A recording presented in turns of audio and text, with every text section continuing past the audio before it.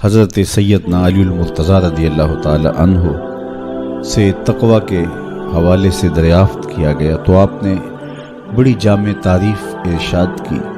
فرمایا کہ تقوی کیا ہے؟ فرمایا کہ تقوی یہ ہے کہ تم اللہ سے ڈرتے رہو، خوف خدا تمہارے سینے میں موجود رہے، قرآن مجید پر تمہارا عمل رہے،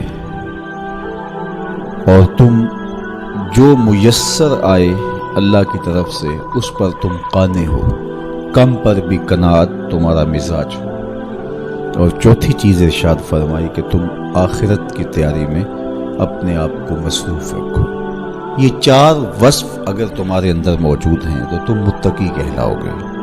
سب سے پہلا وصف کیا ہے کہ اپنے آپ کو اللہ جل شانہ کے خوف میں مبتلا رکھو، اللہ کا ڈر تمہارے سینے میں موجود رہے. اللہ کا ڈر کس معنی اور کس مفہوم میں ہونا چاہیے؟ عمومی طور پہ بندہ جس شے سے ڈرتا ہے اس سے وحشت بھی کرتا ہے، اس سے نفرت بھی کرتا ہے. سانپ سے ڈرتا ہے، بچھو سے ڈرتا ہے، اور موذی جانوروں سے خوف زدہ ہوتا ہے، لیکن اگر ہتھے چڑھ جائیں تو انہیں چھوڑتا بھی نہیں، بلکہ ہمیں تو حکم دیا گیا اقتلوا الموذی قبل ان یوذی، قبل اس سے کہ موذی تم کو ایذا دے تم اس کا خاتمہ کر ڈالو. اگر تمہارے بس میں ہو تو تم انہیں مار ڈالو. تو عمومی طور پہ بندہ جس سے ڈرتا ہے اس سے نفرت بھی کرتا ہے، لیکن اللہ سے بندہ ڈرتا بھی ہے، اس سے محبت بھی کرتا ہے. تو یہ ڈر پھر کس مفہوم میں ہوا؟ تو کچھ اشیاء سے، کچھ لوگوں سے ڈر ان کے گزند کی وجہ سے ہوتا ہے، لیکن یہ ڈر جو اللہ کا بندہ مومن کے دل میں ہے یہ محبت کا ڈر ہے. جب کوئی کسی سے پیار کرتا ہے تو اس کی ناراضگی سے ڈرتا ہے، وہ روٹھ نہ جائے، وہ ناراض نہ ہو جائے. میری زندگی کا سارا سرمایہ تو اس کی خوشیاں ہیں، اس کی خوشی میری زندگی کا جمال ہے، اور اگر وہ روٹھ گیا تو میری زندگی اجڑ جائے گی، میری زندگی کا سارا نور ختم ہو جائے گا، میری زندگی کی ساری خوشیاں ختم ہو جائیں گی. تو اللہ سے ڈرنے کا مفہوم بھی یہی ہے کہ جب بندہ اس سے پیار کرتا ہے، اور مومن کی شان ہے والذین آمنوا اشد حبا للہ، جو اہل ایمان ہیں وہ سب سے زیادہ اپنے رب سے محبت کرتے ہیں، ٹوٹ کے چاہتے ہیں اپنے رب کو. تو جب اتنی محبت کرتے ہیں اپنے رب سے تو وہ ڈرتے ہیں کہ کہیں ہمارا رب ہم سے روٹ نہ جائے، ہمارا رب ہم سے ناراض نہ ہو جائے.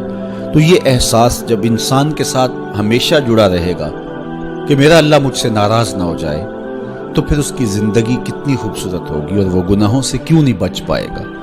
تو سیدنا علی المرتضیٰ رضی اللہ تعالیٰ عنہ فرماتے ہیں کہ تقوی یہ ہے کہ تمہارے دل میں اللہ کا خوف بیٹھا رہے اور اس کی ناراضگی سے تم ڈرتے رہو، اور یہ احساس تمہاری زندگی میں جمال اور خوبصورتی پیدا کرے گا. دوسری بات، قرآن مجید پر تمہارا عمل ہو. جب کتاب اللہ تمہاری رہنما بن جائے اور تم اپنی زندگی کے سارے عمل کتاب اللہ کی بتائی ہوئی تعلیمات کے مطابق کرو گے تو پھر اس کا عملی نتیجہ تو خوبصورت ہوگا. جب تھیوری اچھی ہوگی تو پریکٹیکل بھی اچھا آئے گا. جب تم قرآن کے بتائے ہوئے طریقے کے مطابق زندگی بسر کرو گے تو کیسے نہیں ہوگا کہ تمہاری زندگی خوبصورت زندگی ہوگی اور تم کامیاب اور بامراد اور خوش نصیب شخص قرار پاؤ گے. اس لیے قرآن مجید پہ عمل اپنی زندگی میں لازم کر لو. یہ تمہارے رب نے تمہارے نام رسول کریم صلی اللہ علیہ وآلہ وسلم کی وساطت سے ایک پیغام بھیجا ہے، مکمل ضابطہ حیات ہے، دستور زندگی ہے. اس کتاب سے وابستگی، دل بستگی، تعلق کی خاطر تمہیں کبھی رسوا نہیں ہونے دے گا، تمہیں کبھی بے مراد نہیں ہونے دے گا، تمہیں کبھی نقصان میں نہیں پڑنے دے گا، تمہیں ناکام نہیں ہونے دے گا. تم ہمیشہ سرخرو ہوگے، کامیاب ہو جاؤ گے، بامراد رہو گے. عزتیں اور وقار تمہارا مقسوم ہوگا اگر اس کتاب کے ساتھ تمہارا تعلق مضبوط ہوا. تیسری بات، جو تمہیں میسر ہو اس پر قناعت کرو۔ میسر پر قناعت کرنے کی عادت بن جائے تو زندگی کی تلخیاں ختم ہو جاتی ہیں۔ عمومی طور پہ ہمیں اتنا کچھ اللہ نے عطا کیا ہوا ہوتا ہے، لیکن اس کے باوجود ہم سکون میں نہیں ہوتے، اس لیے کہ ہم ایک ہدف طے کرتے ہیں اور اس کی طرف ہم بڑھتے ہیں۔ تو میسر کا جو سرور ہے، میسر کا جو لطف ہے، اس کو حاصل کرنے کی بجائے جو میسر نہیں ہے اس کی تگ و تاز کے اندر ہم اپنے آپ کو پگھلا رہے ہوتے ہیں۔ تو اس لیے ہم جب اللہ کے دیے گئے پر قناعت کریں گے، ہاں آپ زیادہ کی کوشش کر سکتے ہیں اس نیت کے ساتھ کہ میں دوسرے ضرورت مندوں کی ضرورت بھی پوری کروں، لیکن اطمینان آپ کو یہ ہونا چاہیے کہ جو مجھے میسر ہے، یہ میرا مقدور تھا، یہ مجھے مل گیا، اور اگر میرا مقدور کوئی اور بھی ہوا تو وہ بھی مجھے مل جائے گا، اور ملے گا تب جب اس کا وقت ہوگا، وقت سے پہلے نہیں ملے گا۔ جب ہم اپنے مقدور کو وقت سے پہلے حاصل کرنے کی کوشش کرتے ہیں تو پھر زندگی میں تلخی بھر جاتی ہے، ہم بے چین ہو جاتے ہیں کہ وہ مل کیوں نہیں رہا، میاں وہ کیسے ملے، اس کے ملنے کا بھی وقت ہی نہیں آیا ہے۔ تو ہم ایک اضطراب میں مبتلا ہو جاتے ہیں، بے چین ہو جاتے ہیں۔ اور اگر ہم یہ یقین کر لیں کہ ہمارے مقدور کا ہمیں جب وقت ہوگا تو ضرور ملے گا، تو پھر زندگی کے اندر ایک طمانینت پیدا ہو جائے گی۔